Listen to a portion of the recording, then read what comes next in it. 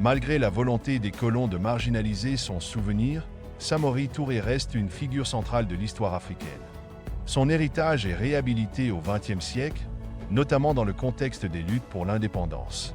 En 1968, sous l'impulsion du président guinéen Sékou Touré, les cendres de Samori sont rapatriées en Guinée.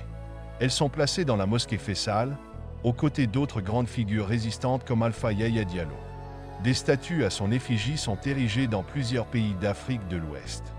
La musique célèbre sa mémoire, l'orchestre Bambeya Jazz lui dédie l'album Astre Regard du passé, tandis que le chanteur ivoirien Alpha Blondy lui rend hommage dans la chanson Boris Samori.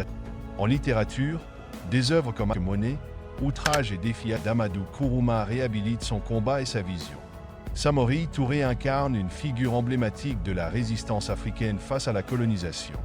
Stratège hors pair, il a su transformer un modeste réseau local en un empire structurant et ambitieux, le Wassoulou. Par son intelligence politique, sa vision militaire et sa détermination à préserver la liberté de son peuple, Samori a posé les bases d'une Afrique fière et autonome. Il n'était pas seulement un guerrier, il était également un bâtisseur d'État et un guide spirituel, mêlant traditions islamiques et africaines pour régner sur une population diversifiée et un territoire vaste. Sa résistance acharnée contre les Français pendant plus de 16 ans en fait un symbole intemporel de la dignité africaine. En nous souvenant de Samori Touré, nous réaffirmons notre engagement à honorer son combat en perpétuant son histoire, source d'inspiration pour un avenir plus juste. Transmettons cette mémoire, non seulement pour les peuples d'Afrique, mais pour toute l'humanité, comme un rappel que la dignité et la liberté sont des droits inaliénables.